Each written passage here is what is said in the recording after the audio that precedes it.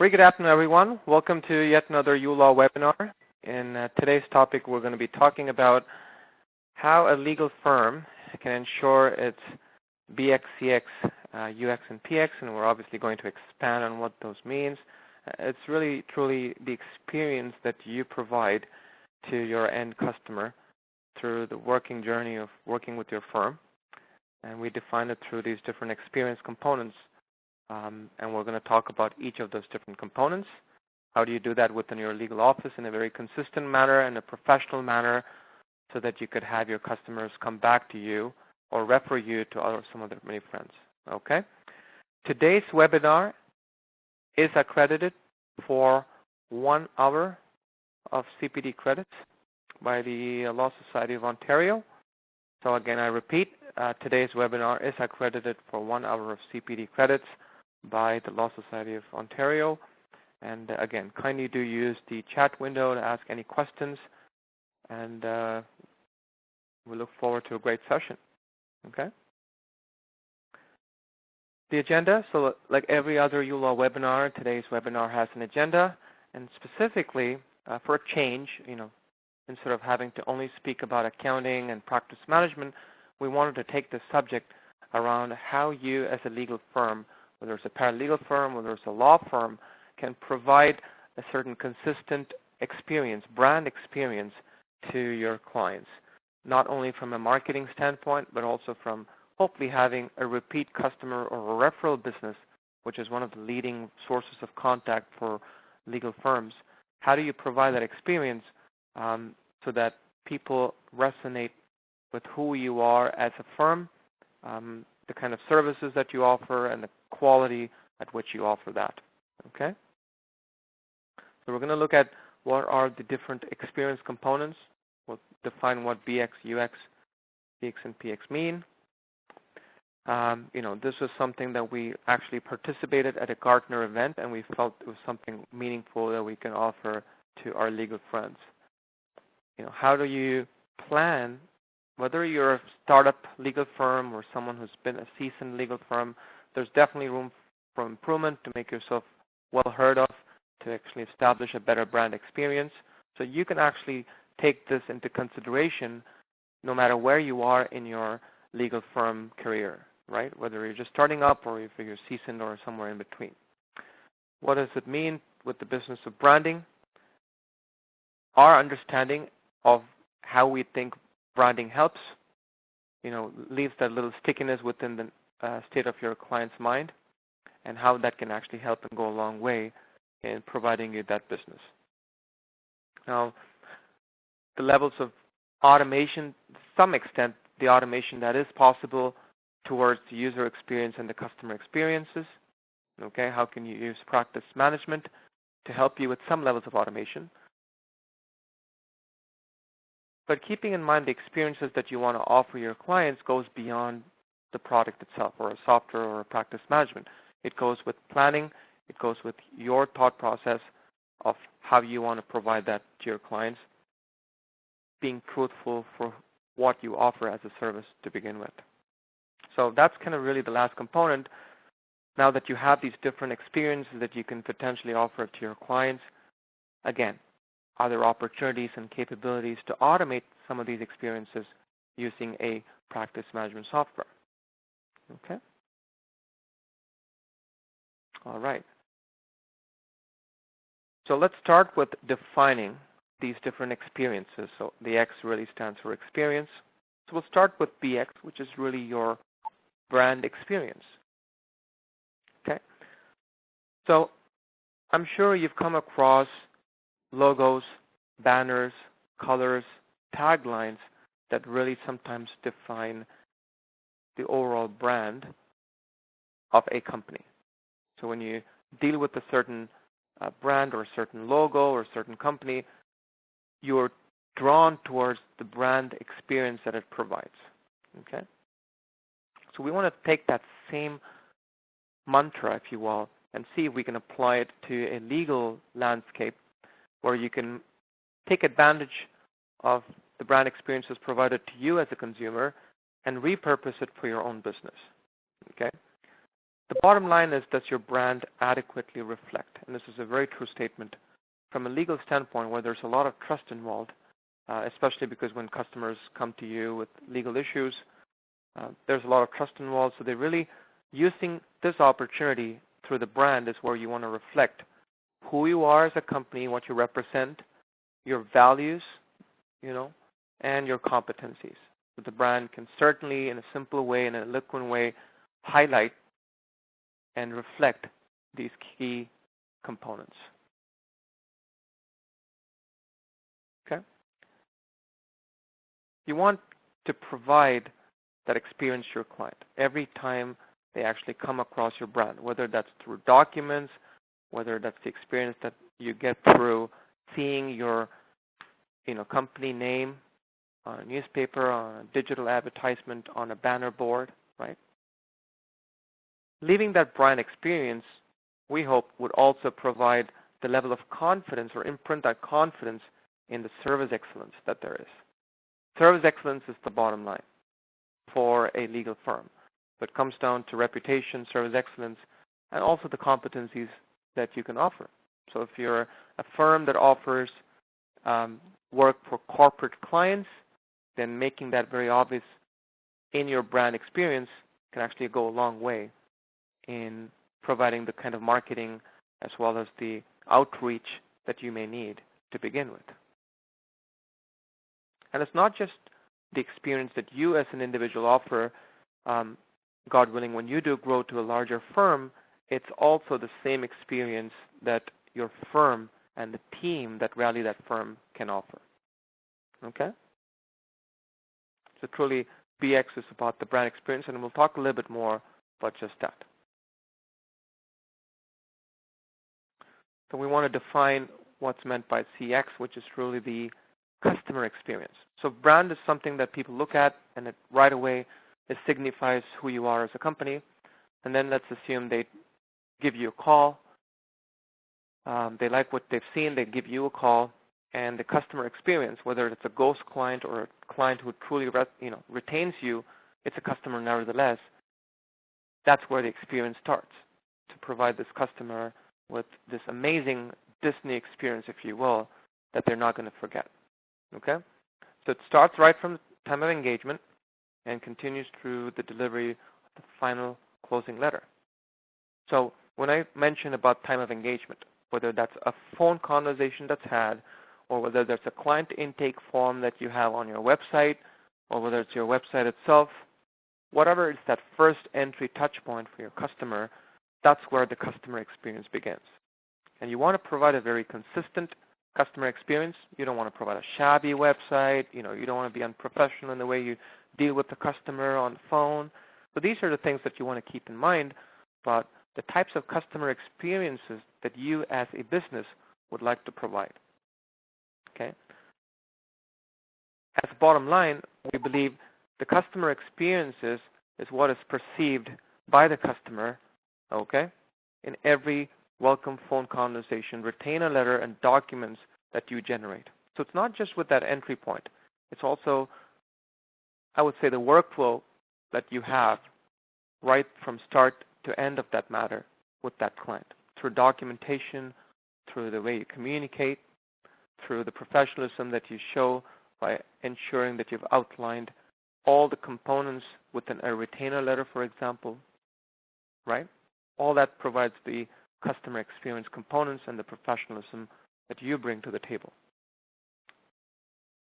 So be aware of these components that can actually go a long way in solidifying your presence as a legal firm, and again, going back to providing that very good taste in your customer so that either they're going to come back for a totally different style of practice, maybe for the same, or refer you to friends and family because they've had that great experience.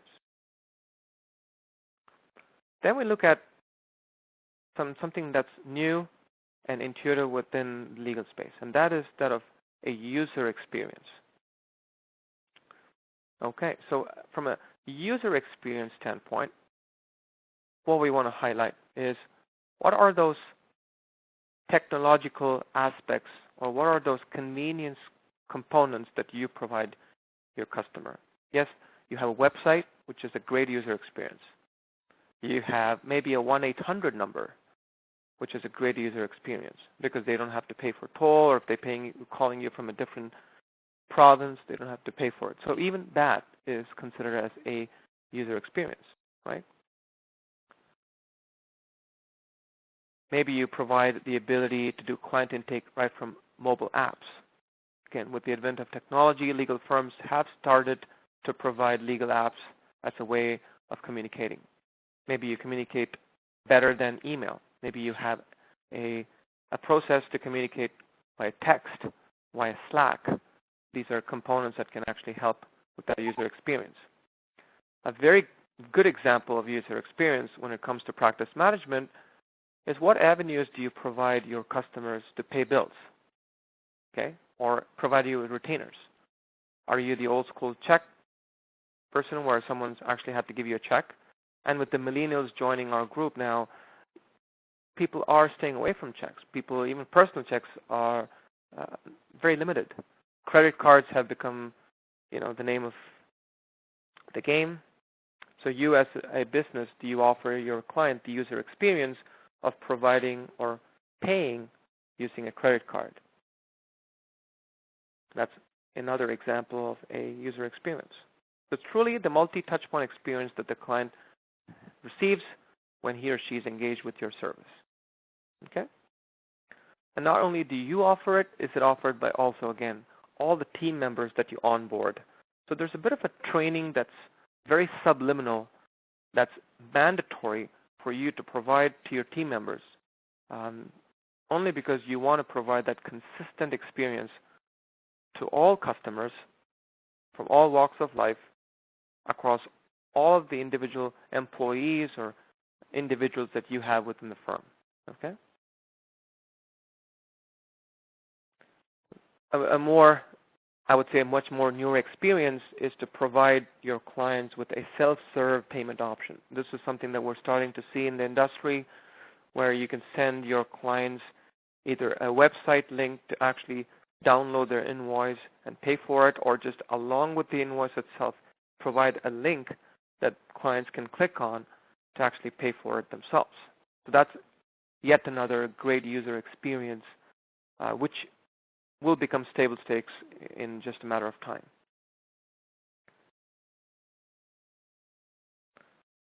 And last but not the least, the product experience is something that's a bit of an overused term within software. It's used within other areas of business, but we wanted to take that and I would say marry it to the legal landscape. And what we felt is a great product experience is an amalgamation of all those three experiences: the brand, the customer experience, the user experience, and the bottom line, which is you being a thorough professional who has actually done everything possible to hopefully win the case for them. Because that's the last, I would say, phase in the whole experience is, did they come out successful? Did they come victorious? And obviously that goes beyond practice management. I mean, there's certain things that practice management can do, but many of these experiences are what you bring or plan to bring to the table as a professional, legal professional, right? I think I said professional twice, but I think it's because it's 2:15 in the afternoon.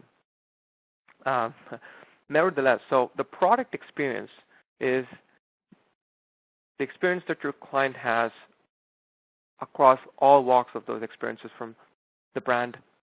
So they expected a certain aspect to the brand. They looked at the brand. They liked it. Did they get that same experience when you gave it to them with that first phone conversation? The first phone conversation, but did they get that same level of experience when you sent them a document? The document experiences were amazing, but did it give them the flexibility of being able to view it, the user experience of viewing those documents from whenever they wanted? Could they pay for bills whenever they needed? So kind of incrementally adds to what the promised land was to begin with. And at the last stage, it really talks about, the bottom line of if you gave your client the experience that you have put in your 110% to work to win that case for them. whatever may be the outcome, but at least you've given them the feel through the work that you've done that the work has gone in, the commitment and the honesty and the prudence has gone in to work for your client.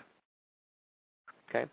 A combination of these experiences at the end is what's going to linger and stick to their memory, so that the next time around, as I mentioned, either referring it to a family or friend or returning to you for maybe another real estate transaction. Maybe they worked with you on a small claims work and then they have this new real estate. Maybe it's a notarization.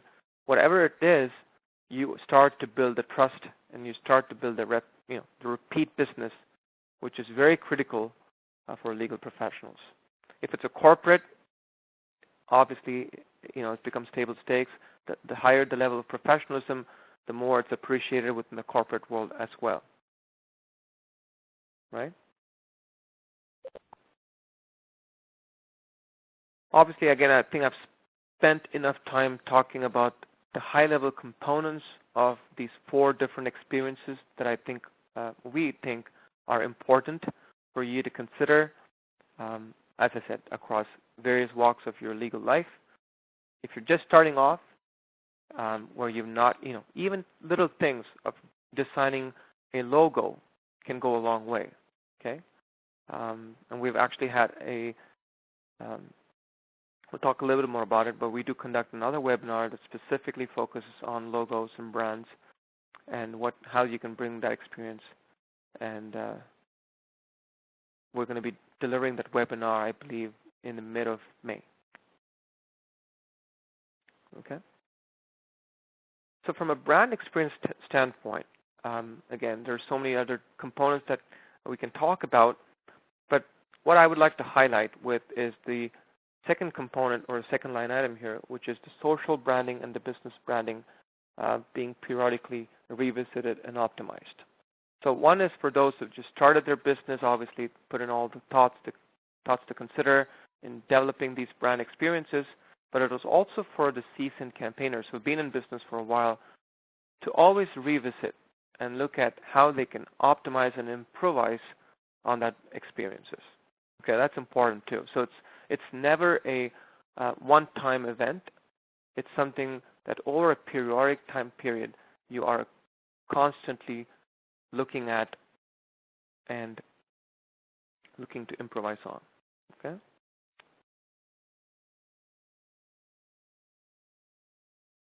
Now, from a practice management standpoint, so you've had that logo, you've had that you've got a great phone conversation, and then what happens in many cases, and we've seen this before, is somewhere especially if it's a manual process, the level of sophistication and the level of consistency in providing the brand experience may somewhere get lost in that manual process, right?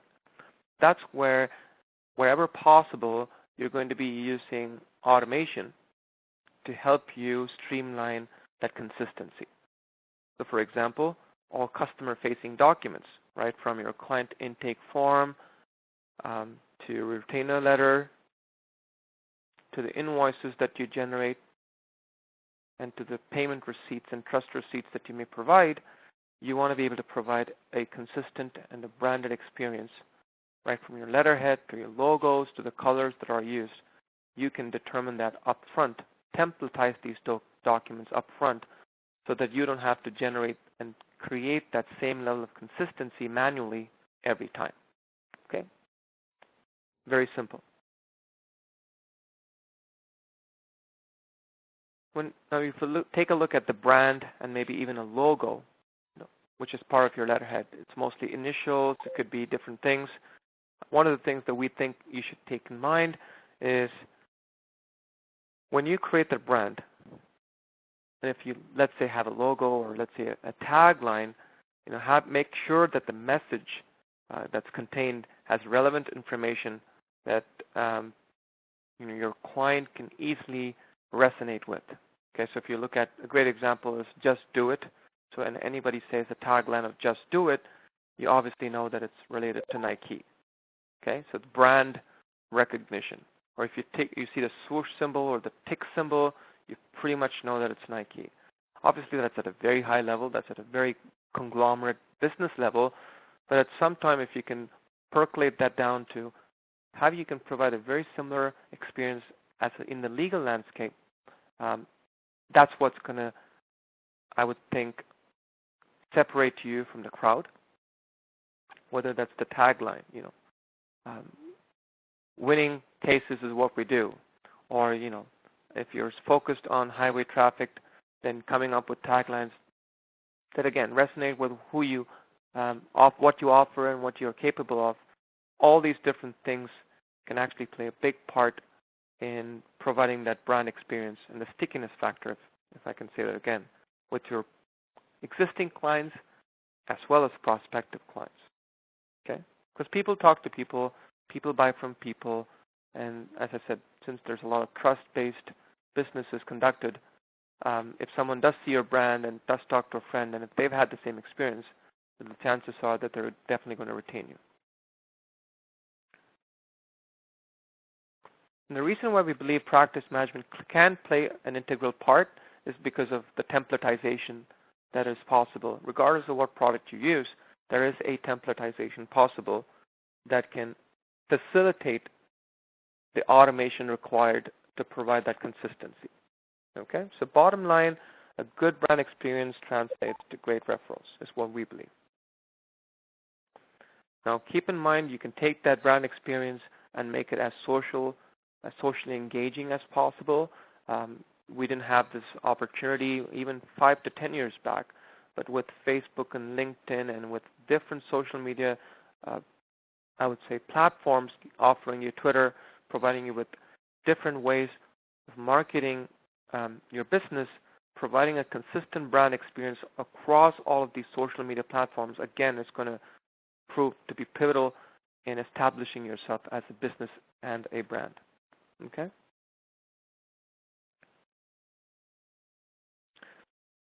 And we've used this example before, and we'll talk about the Starbucks experience. So if you really look at Starbucks as a company that offers coffee, we wanted to take and kind of, I would say, give you a parallel of what they've done with all these experiences. And again, this was also shared with us at that Gartner Symposium. So a great example is that of a brand experience. Okay, so it's a simple brand, simple colors. There's a story behind the branding. I would like for you to explore it today. So maybe something to do over the weekend is to actually just look at the mermaid and the story behind the mermaid. For those who didn't know, this is a picture of a mermaid. Okay, and there's a story behind that. So obviously it's interesting to read that. So maybe you can do that for Starbucks. A tagline is not a mandatory. It's not a must. It's not mandatory. But we feel within the legal business, it helps you, gives you the opportunity to market what you do and who you are. Okay, because an initial, AB or BS is really not going to talk about who you are as a law firm or what you offer as a service.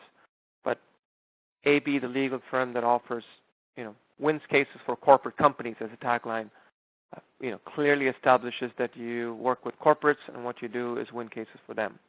Or you could say I'm an employment lawyer who fights for the rights of individuals. That again clearly illustrates your value and your service capabilities. Okay?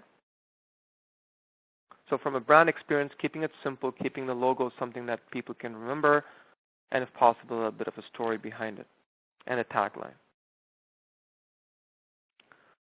Let's then highlight customer experience. I spoke about this briefly, but I'll again highlight critical touch points that sometimes are overlooked when providing that experience to customers. Okay, so customer engagements are the key touch points, we believe, where your customer receives insight into your business, right?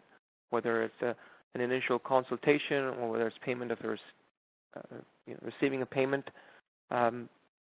This is, your customer's preview into how things work in your business. So every phone conversation, every in-person Skype meeting, and every communication thereby needs to provide your customer with that very consistent experience and with utmost level of clarity. Okay, because legal business can be a bit fuzzy at times, so the more clear you are in outlining what you're going to accomplish for your client through those documents, the better and the more clearer your clients are through that process and after that engagement is complete as well. Okay, because that's what's going to leave them with that level of confidence that they may initially lack when they deal with you. Okay? And that confidence and the trust is truly what's going to bring them back as well. And I'm sure, again, I am preaching to the choir in some regard, but sometimes reassuring you what we've heard in business sometimes can help you make those little pivots and changes too. Okay, and that's what we're hoping that you would get out of this webinar. Improving customer experience. If you've heard the customer experience is not that great, then improving it does take a bit of effort and a lot of discipline. Clarity in documentation, again, is something that you can control through automation and providing that consistent experience. So, for example, you can have different templates for different silos of practice. So a retainer letter for small claims matter can be totally different. The wording can be totally different, templatized and available for you to provide in a consistent manner for a retainer for, I would say, a real estate, or a retainer letter for a family law, right? So you can actually have siloed, repeatable document templates for each silo of practice that you offer, so that it's the same experience for each individual across those silos of practice. Providing detailed, this is a great example, providing detailed documentation of telephone conversations. Something as simple as that can go a long way in providing that level of confidence and clarity that your customers may not have expected to receive from you. So really it's about the customer surprise and the customer excitement and their content with your service.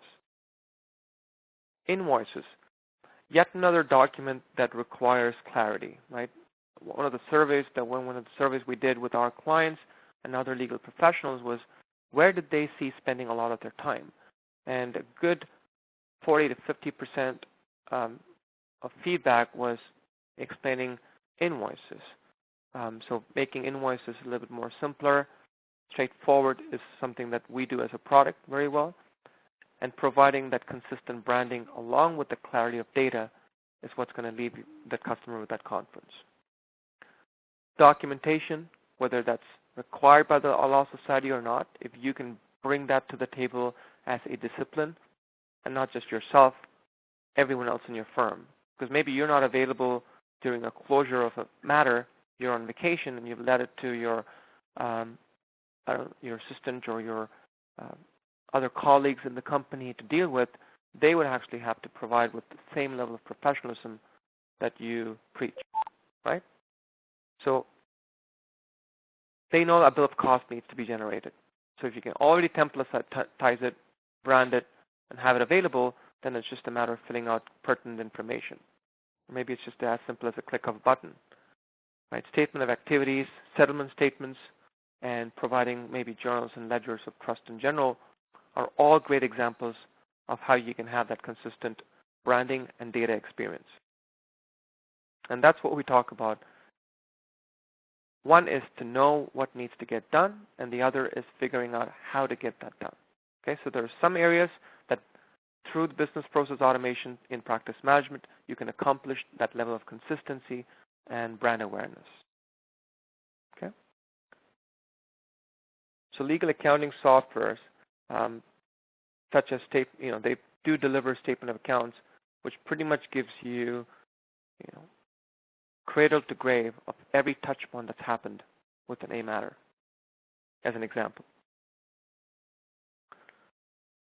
So as a customer experience, we talk about, is this kind of personalized? As I said, it's all templatized nevertheless, but does it provide you with a personalized experience? So it's the latte nevertheless, but is it my latte? I mean, you have that naming convention with Starbucks right now, right? So people write your name, or they call out your name.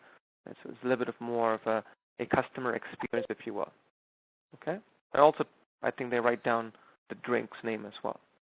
So it's personalized and it's consistent. It's got that same brand but now it's personalized and the customer experience is a little bit more better than just a blank coffee cup.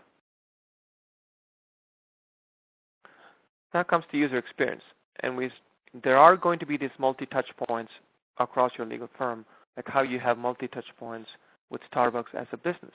Okay, so you go to Starbucks' website, you may see Starbucks as an advertisement on Facebook.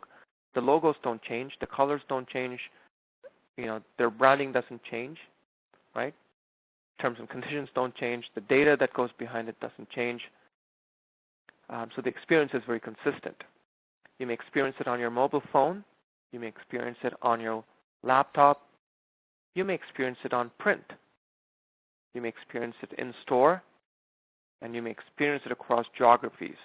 There's a certain level of consistency the business and the franchisee provides the customer, and the user experience is obviously across multiple touch points. Okay?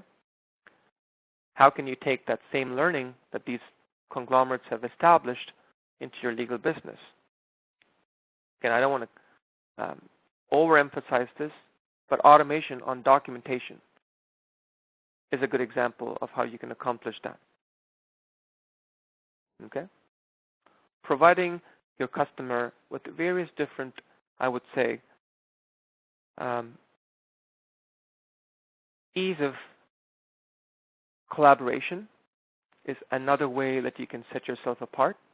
We gave you some examples of payment methodologies, payment terms, not payment terms, but payment methodologies.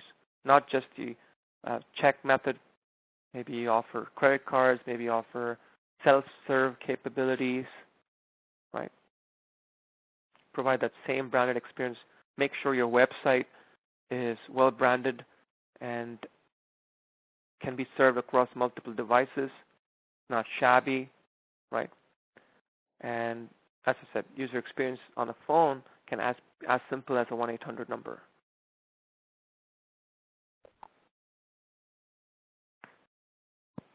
Cover letters, business letters, even envelopes and labels are great examples of how you can have that user experience through documentation in your firm. Okay? And we believe user experience in general leaves a long-lasting footprint of your business in the mind of your clients. If I were to take that same latte experience from a Starbucks standpoint, so not only do we have that consistent branded experience of the logo with the mermaid, same colors, we know that it's personalized because we know it's my specific latte, maybe with the drink's name on it as well. But I can get that same experience whether I buy this cup of coffee in store, whether I now order it online and pick it up. I'm sure you've come across this opportunity and this branded experience where you can actually order online. You can to the extent where you can say skimmed milk, non-fat milk, you can give all those different options instead of waiting in line, right? Going to a busy store and waiting in line. Starbucks just provided that user experience for the end user, the customer here, to be able to do it online, do it on the phone, right? You can now pre-fill gift cards on your Starbucks on the phone, and you can basically just tap your phone to pay for coffee. So that's providing an enriched user experience. And if I were to take that same example into a legal business, again, a great example is that of payment. The example is that of communication. Do you use text? Do you provide that as a way of communicating in the channel? Or do you only provide print?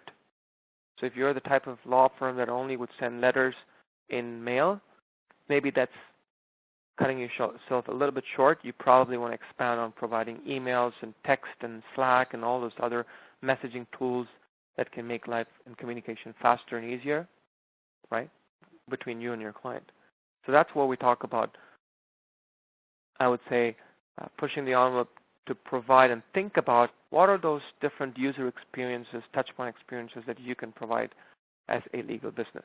Okay. So again, it's the clarity in the logo, the ease of consuming, so there's not too much of messaging. So you don't want to provide, a 3-sentence tagline. Right? You want to keep it simple, ease of consumption. At the same time, it's personalized. At the same time, it provides it with the level of sophistication and options that users are now getting slowly used to. Right? Being able to pay using a credit card almost has become table stakes. But being able to provide it for accepting trust, that's still a bit new in the legal business. So if you talk to Moneris or Pivotal Payments or TD or any of those big banks that offer you trust and general payments through credit cards, that may be a great experience that you can provide your end customer through that user experience. And as I mentioned, a combination of these 3 core experiences along with the end outcome of your genuinity as a legal professional, the prudence, the honesty with which you've done your work, you've really provided that experience of being honest, easy to approach. It's not like people call and you're not available in your office, hard to get a hold of. Sometimes we've also heard horror stories where court dates are missed. So you want to be able to provide the level of professionalism and sophistication through that overall experience. And at the end of all of it comes the product experience, or in the legal firm's case, I would call it the service experience, not necessarily a product, but a service experience, if you will. Okay? And a proper product or service experience, as we like to call it, would eventually lead, and again, this has been proven time and again, would eventually lead to repeat customers, whether that's the same customer coming back or providing you with referrals. Okay?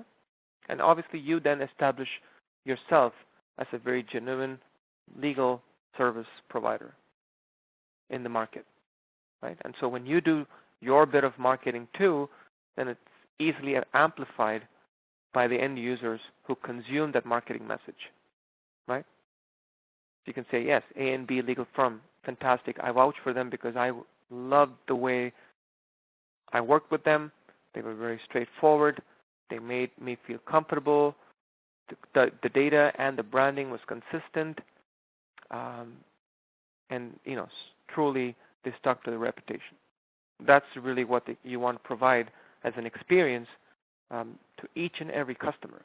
Unfortunately, it's not a one-time thing. It's just like anything else in business. It's, you're as good as your last sale. It does feel like it sometimes. But once you have certain tools, certain discipline and process, that can actually help you and I would say alleviate a bit of the manual work that needs to get done to constantly think about it. So think about it once, brand it, establish it, templatize it, use the right productivity tools, use all the right of technology that can help you in providing you with these experiences.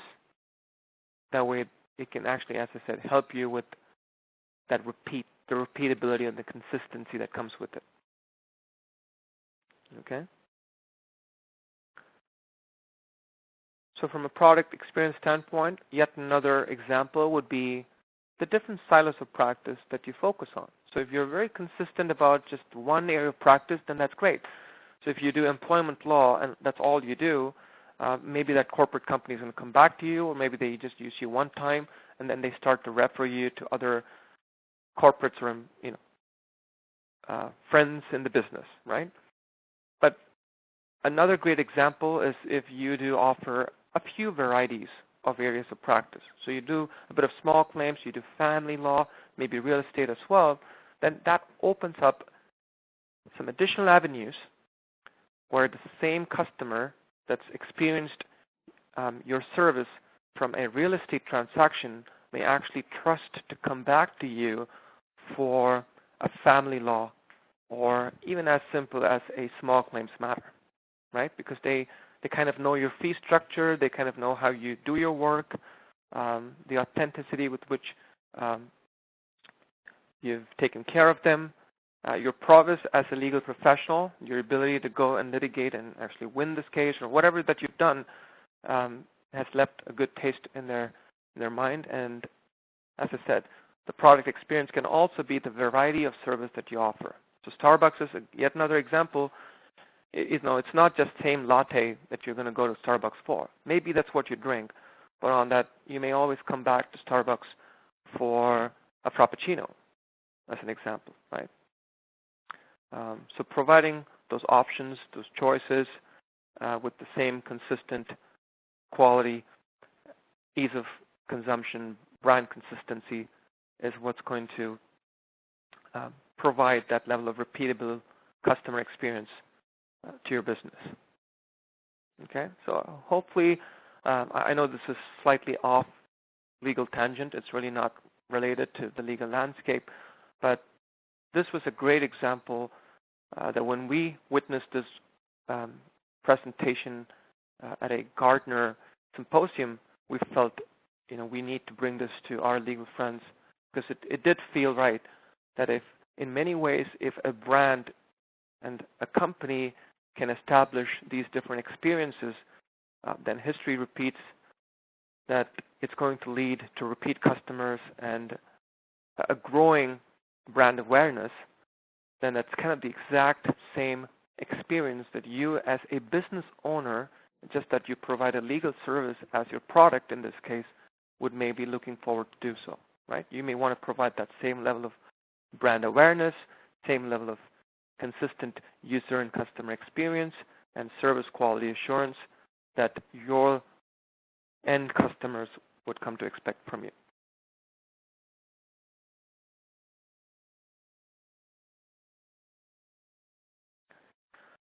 So if I can wrap this, this particular webinar and everything that we have spoken about, those 4 different experiences, I would say at this point in time, over the weekend, as I said, if you're interested, please do look at the different brand stories. I think you Google it as a brand stories. You would obviously get a lot of examples of, why IBM, right?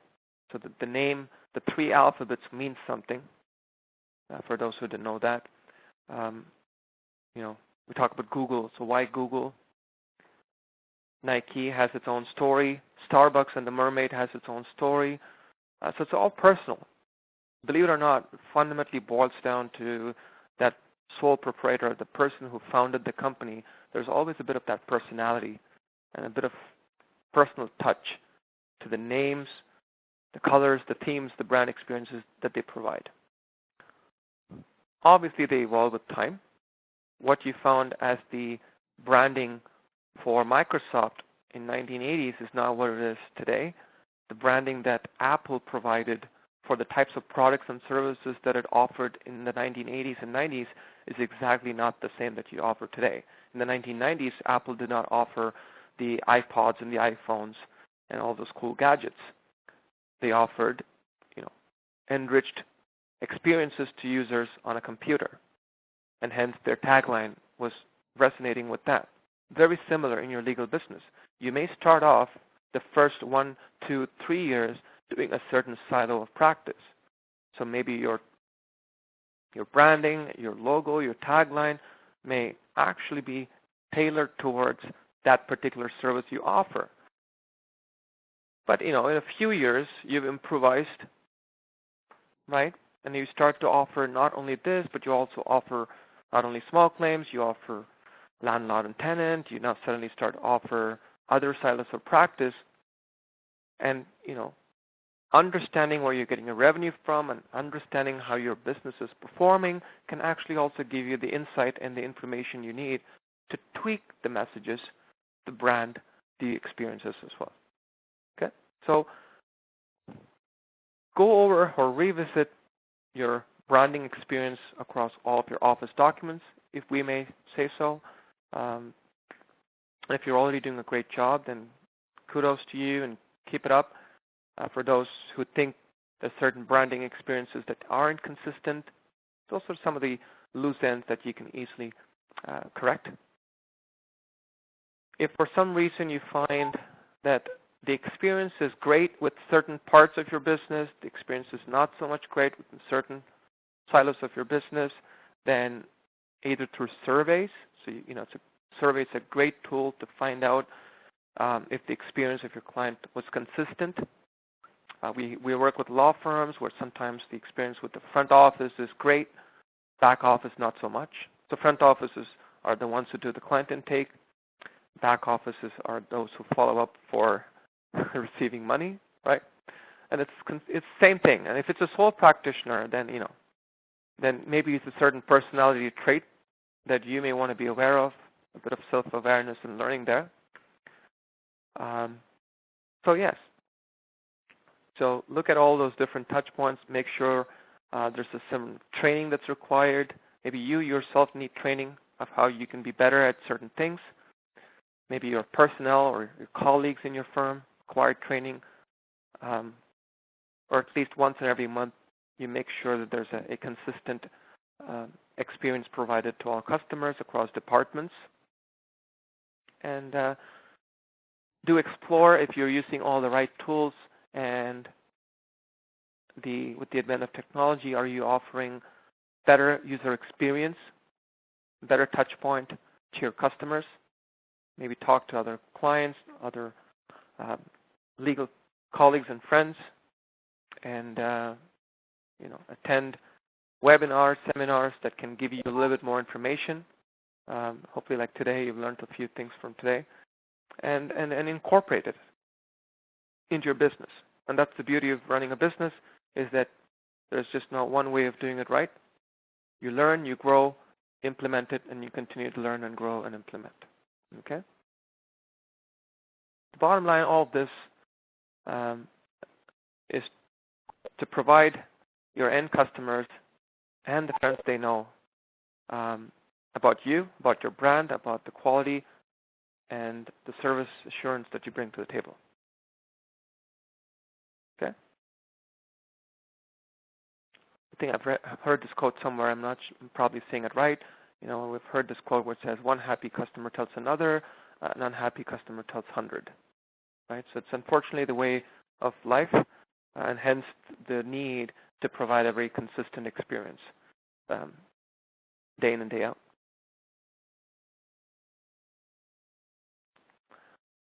Just a word from who we are as a company. And again, one of the questions that was read up was whether this webinar would be available.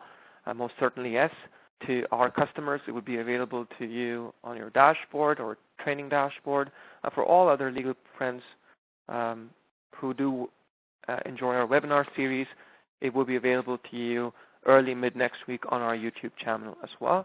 But we are a very proud Canadian legal accounting and a practice management software company, and we do offer, very similar to Netflix, a no obligation 30-day trial. And for those who are not aware of us, please do check us out on our website. And we'll be happy to follow through. Perfect. So one of the questions is, what is the name of today's webinar? To apologize for that if you did not receive it in the email, but it's always available to us, just so you know, under uLawPractice.com/webinar. And today's webinar topic is called, how do you ensure BXCX? I think this is really this is how the Law Society knows us. This is the CPD that was provided. How do you ensure BXCX, UX, and PX for your law office? That's really I'd have to say that was my first slide. So maybe you can take a snapshot of that.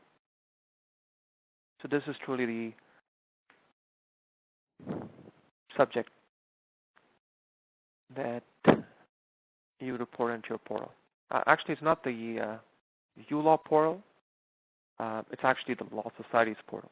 So you would log into the Law Society of Ontario and search up for how do you ensure BXCX, and then you can report that 1 hour of CPD.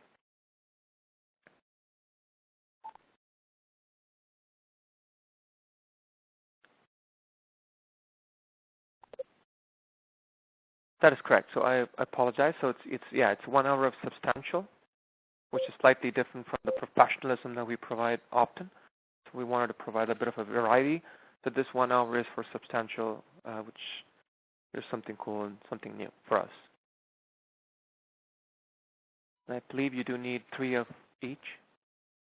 With uLaw, you do get about 12 hours of professionalism CPD hours a year, because we do, at a minimum, 1 a month. So we obviously commit to doing at least 12 in a year. And some of them are for an hour, some of them are for an hour and a half, but on average it's an hour. Thank you very much. Okay, so we do have a question about the product experience. Okay, the question is about jumping into the Starbucks slide, which is pretty cool. I'm happy you like that. All right, so let's, okay. Okay.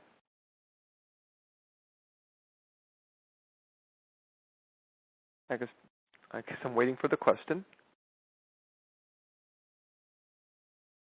Okay, the question is, how is the product experience different from the user experience? That's a good question. And as I said, the product experience is how we've looked at it, and we would like to define it, or you may look at this as your service experience, the overall service experience. It's the more encompassing experience. So as I mentioned in my presentation, the way we're looking at this is each business provides its customer with these four critical components. The brand experience, right? Then you've got your customer experience, the user experience, as well as the overall product experience, or in your case, the service experience. So the way I would define the differentiation is, again, from a brand experience, you know the brand you're dealing with. So when you open this, take this cup, which is green and has a mermaid, you know it's not second cup, right? There's a certain level of taste, certain level of quality, certain level of even ambience that you're acclimatized to with this brand. Very similar to your legal business. So there's a certain level of expectation and a certain level of brand that you probably want to establish over a period of time. Because if you're a brand new business, then it takes time, but you want to define it from the get-go. A user experience is, as I mentioned, is the different silos of touch points that you offer. And I gave you an example of how the same cup of latte can be ordered in line, but they're providing you with a little bit of an ease of use, because you can now order it through your mobile phone. You can order it from your laptop. You can order it from whatever internet-connected device, to not only order that same personalized latte. If you've actually ordered it once, the next time around it remembers it, and you can easily order it again. Okay? So that's providing you that user that convenience in your legal business, such as providing trust payments using credit cards, providing self-serve links. Those are great examples of user experience. Now, the product experience, as I mentioned, is an all-encompassing experience that also includes the user, brand, customer experiences, but also provides the variety of service quality choices across other silos. I mentioned that you've done a fantastic job as a legal professional representing someone on a family law. Okay, the fact that you've done that, and if you do offer now other areas of practice, gives you the flexibility of growing your business through that same customer. Okay, so if Starbucks had just stopped with just building lattes, then they wouldn't be who they are today. Over a period of time, they expanded on their menu options. Even if you've not tasted that Frappuccino ever, there's a bit of leap of faith with which you go and buy that Frappuccino for the first time, because you believe in the brand and the quality, right? So that's the message.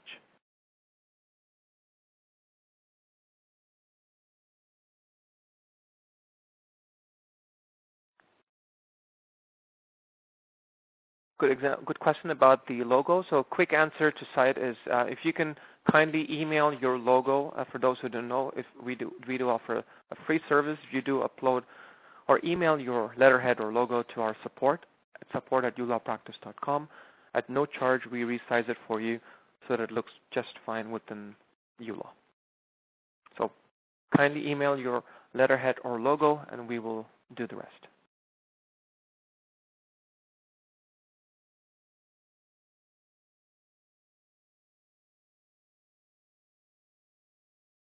Okay.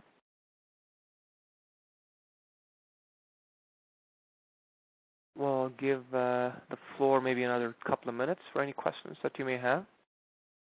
And once again, we kindly request your participation and your feedback and input to make these webinar series a little bit more meaningful to you. Hopefully, such webinars are helpful.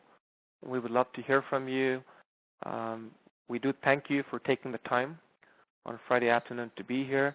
But again, to provide that same level of service product experience on our webinars, we request your feedback to tell us any other topics that you believe that would be meaningful, that's something that you've not been able to get a hold of in general that we would be able to help you with. We'll be happy to take your feedback on.